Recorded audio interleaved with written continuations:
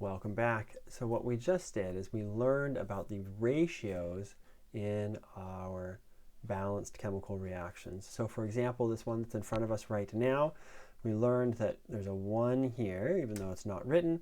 There's a 3 here. And what that means is for every 1 molecule of C2H5OH, which is ethanol, we need 3 molecules of O2. So it's that ratio telling us how many we need to react with one. Or we could look at products as well. That 2 there in front of the CO2 says if we use 1 ethanol molecule, the C2H5OH, then we're going to produce 2 CO2 molecules. And that's how we put together these balanced reactions. So what we're going to do is just a couple examples of trying to find moles of one thing from moles of another. And we have this one here, this balanced reaction. We want to know how many moles of O2 are used to react with 1.0 moles of ethanol, C2H5OH. So what I want you to do is pause the video again, try to work this out, and then look at the answer to make sure that you're understanding what's going on. Alrighty, so here we go. So what's our starting information? Our starting information here is that we have 1.0 moles of C2H5OH ethanol. And what are we trying to get to? We're trying to get to moles of O2, right? How many tells us that's what we're looking for. So I'm going to put that one way over here. And just like every other conversion that we do in this class, I'm going to do units first, then I'm going to try to figure out the numbers. So what goes on the bottom in my unit conversion there? It's got to be the moles of C2H5OH, because we need 1 on top and 1 on bottom to cancel out. And what goes on top? It's got to be the moles of O2, otherwise we wouldn't get that at the end. And where do we get these numbers from? The ratios of moles of one thing to moles of another always come from our balanced chemical reactions. And so we just look at the reaction that we have and we copy out the numbers. We don't try to fix them, make them better, figure out, we've got 2 of this, 3 of this. No, just literally copy, paste. And so in front of the O2, there is a 3, and so I put a 3 in front of the O2 there.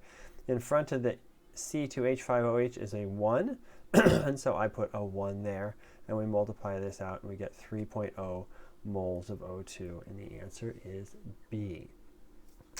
So let's do a slightly different example. Same reaction, same coefficients in there, but we're going to look at 2 different things. We want to say how many moles of CO2 are produced if we start with 4.5 moles of O2. Now, implicit in this problem is that we have enough ethanol to react, because if we didn't have any ethanol, this reaction wouldn't run. So by saying we have 4.5 moles of O2, we're also saying, without saying it, that we have enough ethanol to run as far as we want to run. All right, so take a moment, try to figure this one out, and then come back and we'll see how you did. You're back. Okay, that means you tried to solve it. Let's see what you got. 4.5 moles of O2 is what we're starting with, and we're looking for how many moles of CO2, and so that's going to be our goal over there. We're going to write our conversion factor first. Units. What goes on the bottom? Moles of O2, because we want it to cancel. Right, 1 on top, 1 on bottom. And what goes on top? Moles of CO2, because that's what we want at the end. Where do we get those numbers? Moles of one thing to moles of another always comes from a balanced chemical reaction. I just copy out the number in front of CO2 is a 2, in front of O2 is a 3. Don't try to fix them, don't try to make them better, don't try to take this number, the 4.5, into account. All you're looking for is how many wheels do we need to make a bike. Okay.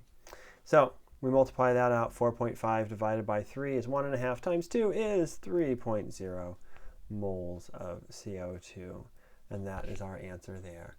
In order to use up 4.5 moles of O2, we're going to make 3.0 moles of CO2. So we can use these balanced reactions to talk about ratios of products to products, products to reactants, or reactants to reactants. It doesn't matter what we want to do. Any ratio that's in that reaction is something that we can certainly do. So hopefully these couple examples helped you a little bit. Thanks.